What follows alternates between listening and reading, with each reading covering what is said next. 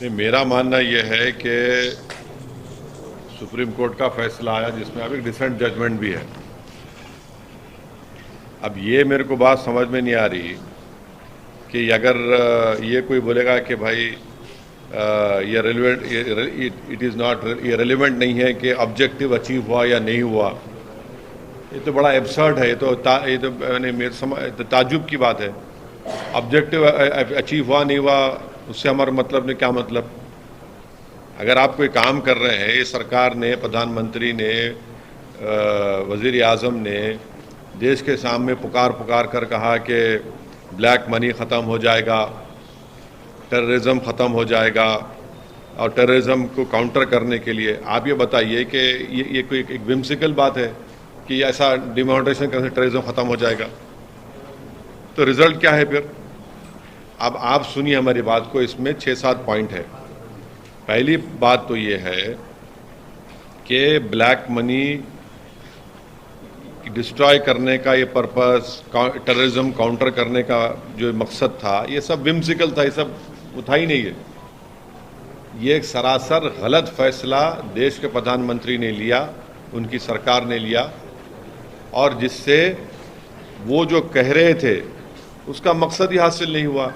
अब मिसाल के तौर पे 86% करेंसी को नरेंद्र मोदी ने रात में 8 बजे उसको डिनोटिफाई कर दिया। कितने लोग मरे? 100 लोग मरे। इसकी जिम्मेदारी किस पर है? लाखों लोगों का रोजगार से आपने महरूम कर दिया। अब आप एक नैरो लीगल ग्राउंड के ऊपर अपनी अकाउंटेबिलिटी से बच नहीं सकते आप सरकार। भाई, इसका political, economical, social, moral responsibility तो देश के प्रधानमंत्री पर आयद होती है। आप क्या भूल गए कि प्रधानमंत्री की स्पीच जो उन्होंने तकरीर में अपनी भाषण में कहा था कि घर में शादी है और पैसा नहीं है, प्रधानमंत्री मुस्कुरा रहे थे, पूरे इस मुल्क की गरीब आवाम रो रही थी, वजीर आजम, प्रधानमंत्री हंस रहे थे। रिजर्व बैंक ने यह कहा कि 32.18 लाख कोर करेंसी अब सर्कुलेशन में है। 31.18 lakh crore currency in circulation on India. अभी माने डबल हो गया। उस वक्त 17.97 लाख करेंसी यूज में था बिफोर डिमोनेटाइजेशन 2016 में। अब कितना है भैया? 32.18 लाख। ये आरबीआई के फिगर है। 99.30% डिमोनेटाइज मनी अब सिस्टम में आ गया। तो इसका मतलब कि ब्लैक मनी रिकवरी नहीं हुआ, खाली 0.002% फेक करेंसी को कैप्चर किया गया। आरटीआई रिप्लाई में आरबीआई ने कह दिया कि डिमोनेटाइजेशन वुड रिजल्ट, आरबीआई ने कहा कि RBI did not believe that demonetisation would result in recovering black money. ये उनका बोलना है। अच्छा, अब आप ये बोलिए कि जीडीपी ग्रोथ गिरा नहीं गिरा डिमोनेटाइजेशन गलत फैसले की वजह से प्रधानमंत्री के। इंडिया का जीडीपी ग्रोथ 2016-17 में 8.3% था। उसके बाद क्या हुआ? 2019-20 में 4% पे आ गया, पैंडेमिक से पहले। 8 से 4% पे आ गया डिमोनेटाइजेशन करने पर। अच्छा, और एक चीज, अजीम प्रेमजी यूनिवर्सिटी की रिपोर्ट है, जिसमें अजीम प्रेमजी यूनिवर्सिटी ने रिपोर्ट में अपने कहा कि 50 लाख लोगों की नौकरियां चले गई डिमोनेटाइजेशन की वजह से। आप लोग बाजा बजाओ मीडिया वाले, 50 लाख की रिपोर्ट उनकी है। दूसरी बात यह है कि डिमोनेटाइजेशन से 5 years prior to demonetisation, household financial liability average at 3.06% of gross national disposable income. This went up sharply to 4% of GNDI in 2007 and 18. अब आप बोले liabilities went up by 83% from rupees 370,964 crore in 2016-17 to 6,79,349 crore in 2017-18. इसका मतलब क्या है कि in other words, more and more people had taken out loans. After demonetisation सब लोग लोन लेना शुरू कर दिए। और एक बात आप सुनिए, मैन्युफैक्चरिंग शेयर ऑफ जीडीपी 16% था मेक इन इंडिया जब लॉन्च हुआ था, आज 13% है। Total jobs in manufacturing sector जो है 5.7 crore to 2.7 crore after 2016। Manufacturing sector में 5.1 करोड़ थे, डिमोनेटाइजेशन के बाद 2.7 करोड़ हो गए। और एक बात आप लोगों को समझाने के लिए, आज भारत में 5 करोड़ भारत के लोग नौकरियों में हैं, जिसको लेबर फोर्स पार्टिसिपेशन 60% यूएस में है, 70% चाइना में है और 40% भारत में है। अब आप बाजा बजाओ विश्वगुरु विश्वगुरु बोलो। 5 crore fewer Indians are working today than where before Modi became Prime Minister. Labour force participation 60% US में है, 70% चाइना में है और भारत में खाली 40% है। लोएस्ट इन साउथ एशिया है। भारत के प्रधानमंत्री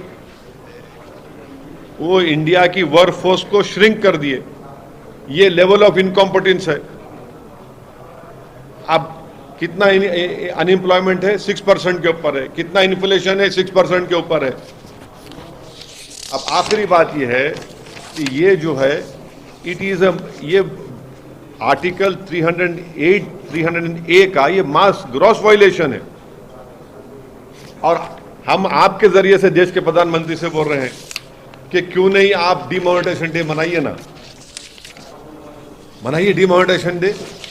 आपने कहा था कि ब्लैक मनी खत्म हो गया, सेलिब्रेट क्यों नहीं कर रहे? अगर डिमोनेटाइजेशन सक्सेस था तो हम चैलेंज कर रहे बीजेपी से, चलिए आप सक्सेस और मानते तो मनाइए ना, क्यों नहीं मनाते आप? नोटबंदी दिवस मनाइए ना, क्यों नहीं मनाते आप? क्योंकि भारत के प्रधानमंत्री को मालूम कि नोटबंदी से महिलाएं, daily veg workers, handicraft artisans, plumbers, drivers, electricians, plumbers, masons, ये सब बर्बाद हो गए। इसका सोशल पॉलिटिकल रिस्पॉन्सिबिलिटी देश के प्रधानमंत्री और उनकी सरकार पर आयद होती है डिमोनेटाइजेशन के ऊपर। अब आप सुप्रीम कोर्ट के फैसले को लेकर आप बाजा बजाइए, मगर ये सच्चाई है ही नहीं। हम जो मुद्दे आपके ये जो सामने रखे आपके, नोटबंदी दिवस क्यों नहीं मनाती बीजेपी? मनाइए ना। चलिए, अजीम प्रेमजी यूनिवर्सिटी की रिपोर्ट बोल रही कि 50 लाख लोगों की नौकरी चले गई, 100 लोग मर गए। आज कितनी करेंसी सर्कुलेशन में है? 32.18 लाख करोड़ करेंसी सर्कुलेशन में है, जब 17.97 लाख करोड़ थी। और 99.30% डीमोनेटाइज पैसा जो हुआ तो सिस्टम में वापिस आ गया। अब ये क्या है बताओ आप? चलिए नेक्स्ट सवाल आप। जेल्स को लेकर जो है आपकी तरफ से समर्थन की बात आ रही है, जो मुद्दा हो रहा है, प्रोटेस्ट हो रहा है। बिल्कुल, मैं जैन समाज के लोगों के साथ हूं। जो फैसला बीजेपी की सरकार जब झारखंड में थी लिया गया था, उनके उस मंदिर के बारे में, उसको झारखंड की सरकार को वापस लेना चाहिए। और जो जैन मंदिर पर हमला हुआ था गुजरात में, उस पर गुजरात के मुख्यमंत्री को सख्त एक्शन लेना पड़ेगा। वजह क्या आप बता रहे हैं? आप अपनी तरफ से? अरे वजह भाई उनका रिलीजियस प्लेस है, वहाँ पर आप शूटिंग कर रहे, वहाँ पर उनके उस मंदिर में झारखंड में आप क्या क्या, यानी वो जगह उनके लिए एक पवित्र जगह है उनके लिए। आप वहाँ पर क्या क्या सब तमाशे हो रहे हैं? वहाँ पर गलत है वो, बिल्कुल। वो भाई छोटा समाज है तो उनके भी तो कोई वैल्यू है, उनकी भी तो फीलिंग्स है, उनका भी तो रिलीजियस रेस्पेक्ट करना चाहिए उनके उस चीज़ को। हल्द्वानी को लेकर क्या कहेंगे? आपकी तरफ से समर्थन आ रहा है वहाँ पर, आपका कांग्रेस का समर्थन जो है उनको मिल रहा है वहाँ पर, क्योंकि वो जमीन को। एक बात सुनिए, जब दिल्ली में इलीगल कॉलोनीज को मोदी सरकार रेगुलाइज करती है, दिल्ली में चुनाव से पहले करती है, यहां पर 2016 में वही स्टेट गवर्नमेंट ने ये कहा कि ये स्टेट की प्रॉपर्टी है। आज वहां की उत्तराखंड की बीजेपी की सरकार ये कह रही है कि स्टेट की नहीं है प्रॉपर्टी। आप बताइए कि ये कैसा इंक्रोचमेंट हो सकता है जब वहां पर 3 गवर्नमेंट के इंटर कॉलेज हैं, 5 गवर्नमेंट के स्कूल हैं, 5 गवर्नमेंट के स्कूल हैं, 3 गवर्नमेंट इंटर कॉलेज है। तो क्या हल्द्वानी में ये क्या इंक्रोचमेंट है? ये इतने सालों से कैसा गवर्नमेंट ने स्कूल खोला और इंटर कॉलेज खोला? वहां पर एक धर्मशाला भी है, 16 मस्जिद है, 4 मंदिर है, 2 मंदिर है, और 70,000 से ज्यादा लोग बर्बाद हो जाएंगे अगर उनको निकाला जाएगा। तो हम देश के प्रधानमंत्री से अपील कर रहे कि इंसानियत की बुनियाद पर भारत के प्रधानमंत्री, भारत के वजीर आजम को इन लोगों की मदद करनी चाहिए, इनको वहां से नहीं निकालना चाहिए। जब भारत के प्रधानमंत्री ने कहा कि 2022 जब आएगा, खत्म होगा तो सबको घर मिलेगा, अरे यहाँ तो अब घर से निकाल रहे हैं लोगों को। 1 पीढ़ी 2 पीढ़ी नहीं, 4-4 पीढ़ी वहां पर उस मुकाम पर रही है। जब दिल्ली में मोदी सरकार इलीगल कॉलोनीज को रेगुलाइज कर सकती है, तो यहां पर उत्तराखंड की बीजेपी की सरकार क्यों नहीं मदद कर रही इन लोगों को? आप दिखाइए ना, क्यों नहीं मदद करना चाह रहे आप? ज्यादातर इसमें मुसलमान है, गरीब है पूरे, इनके सर से छत छीन लेना, ये कौन सी इंसानियत की बात है?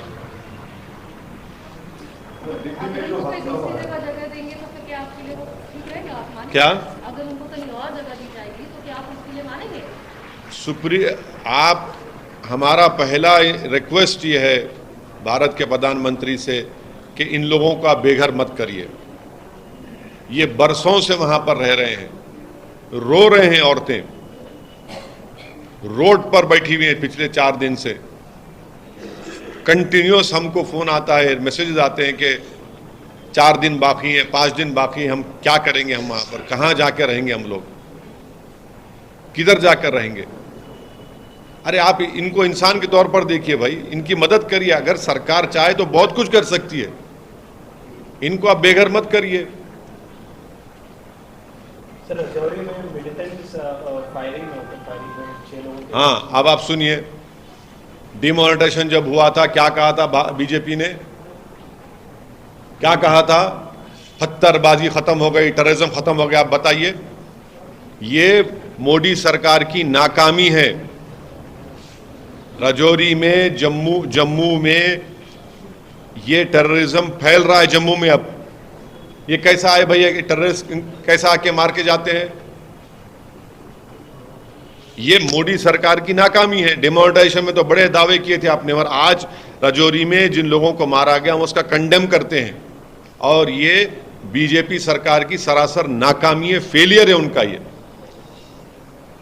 कश्मीरी पंडित मर रहे हैं, अब तो जम्मू में आ गया, जम्मू में आ गया ये।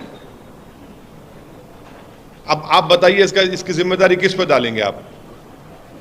पॉलिटिकल फेलियर है मोदी सरकार का। यकीनन टेररिज्म पड़ोसी मुल्क से आ रहे हैं, टेररिस्ट आ रहे हैं, मगर आप क्या कर रहे हैं? आपने तो कहा कि 370 हटा दिए तो सब खत्म हो गया। कहां खत्म हो रहा है? सबको मालूम कि टेररिस्ट फर्स्ट जनवरी हो, 15 अगस्त हो, 26 जनवरी हो, ये इन इंपॉर्टेंट डेट्स के ऊपर बराबर कुछ ना कुछ करते, तो आपको तो चौकन्ना रहना चाहिए था। और आप नहीं है, चौकन्ना नहीं है, आपकी नाकामी, आपका फेलियर है। भारत के लोगों की मौत हो रही है वहां पर।